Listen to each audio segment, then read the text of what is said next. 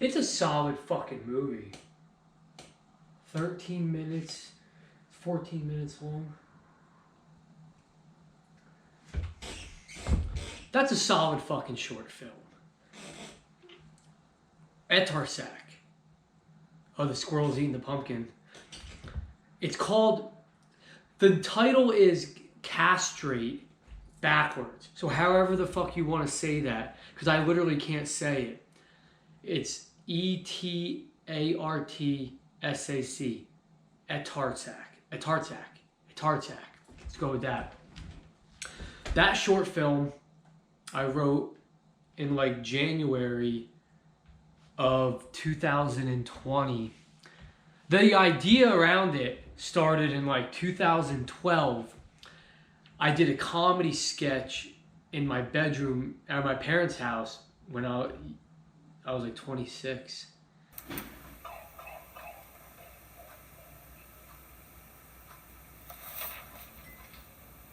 I did a few comedy sketches with that idea over the years where it was originally called The Stalking Penis.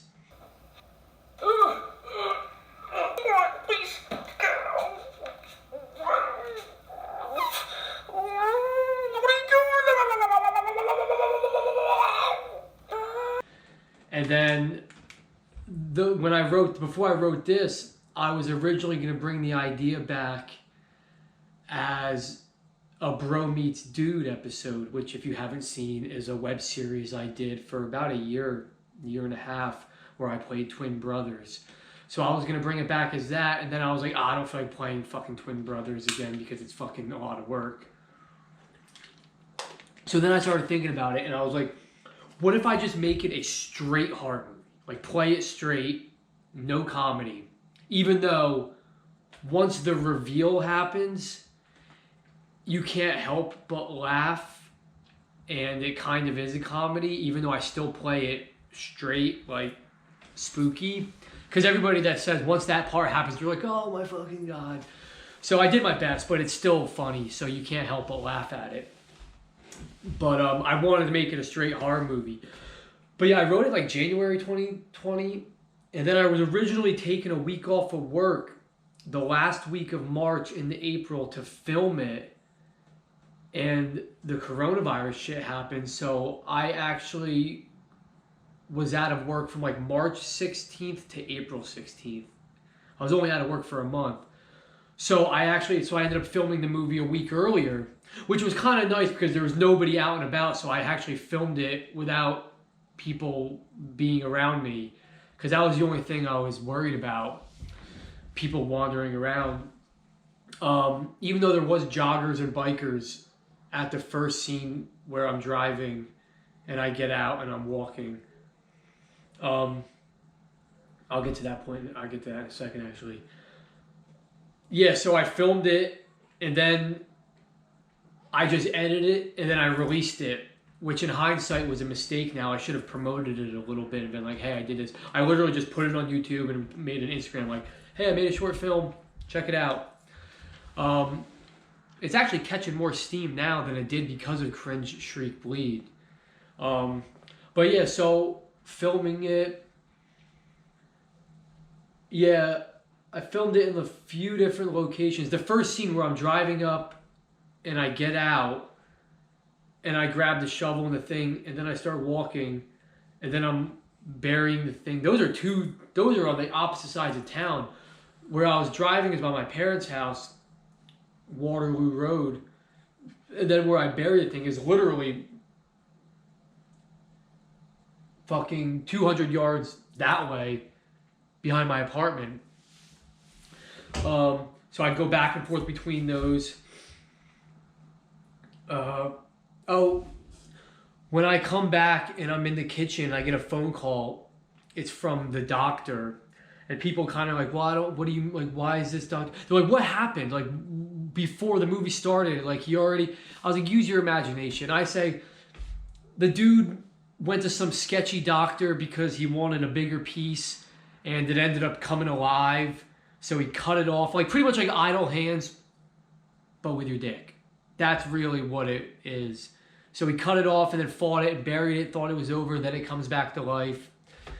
The hardest part about doing this movie was the shot where the dick comes flying at me when I'm on the ground, because the actual shot you see of it coming at me is me just throwing the dick like that and putting it in reverse.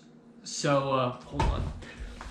Putting it in reverse so it looks like it's coming at me. And then the other shot of it, point of view of it coming at me, was I tied the fucking GoPro to fishing string on the ceiling, and I was swinging. In my head, it was like, oh, it'll be speedy, and I'll just swing it, and the camera will just go back and go right at me without a problem. That took me like fucking 45 minutes because the camera just kept swinging. And the shot I used, you can see the camera's going, and it swings like that towards me. And that's why I just was like, that's good enough. Like, it was so fucking hot in here with the windows and shit closed, trying to just keep filming that. Because you would swing it, because I had the needle and I had to do that, and then stop, watch it. Nope, fucked up, do it again. Do it again. 45 minutes later, I was like, that was good enough. But it actually looks good. And I love that when I stab it and it's on the ground and it starts shaking. So that, I had to put it on the ground with the camera, shake it. The camera never moves. Shake the dick, then stop, then paint it blue so you could fade into the veins getting blue. And then I had like a blue light that I would slowly bring in as I'm shaking it to make it go brighter. And then it turns into what I call the super shredder dick, like Ninja Turtles 2, Secret of the Ooze. It goes from a little piece to a big old piece. Which, those are expensive. That movie, that budget on that movie was, I bought fake blood for like 20 bucks, let's say. And the 2 dildos cost me like $100 something. The smaller one was like 40, and the bigger one I think was 80, which I still have both of them. I don't know why I said that. It sounds weird. But yeah, I thought that was so cool the way that worked. In my head, I had that picture, and then I was like, oh, that actually came out as close as it could possibly come to in my head. There's a few continuity errors that I'm not even going to point out. If you notice them, good for you.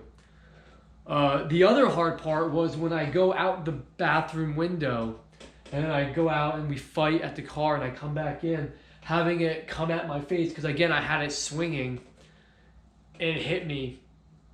That took a few tries. I think the one where it hits me, it broke. You can see the fishing wire snap and kind of go, because it broke, and I was like, well, that was actually worked out pretty fucking good.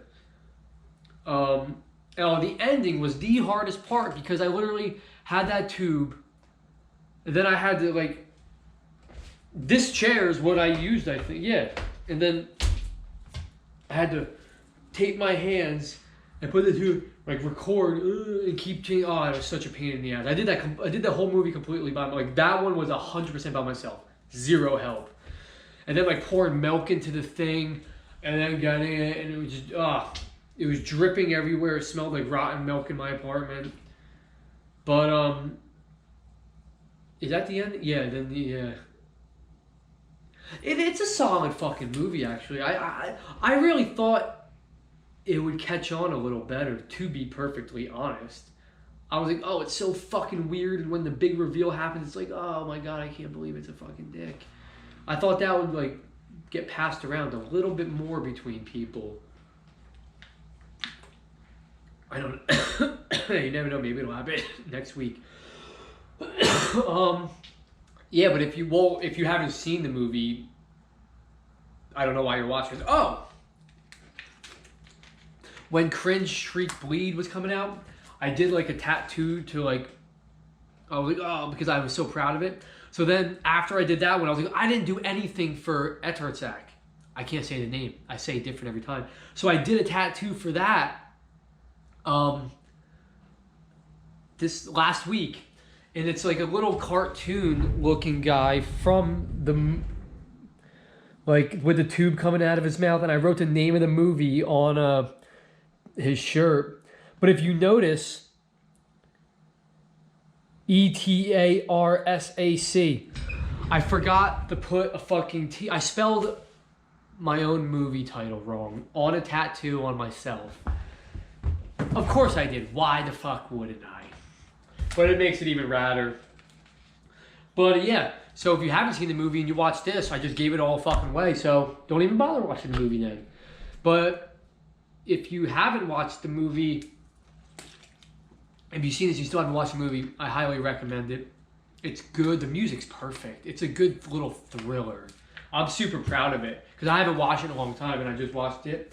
I think it's fucking awesome. So, yeah. Enjoy October, spooky season. Peace.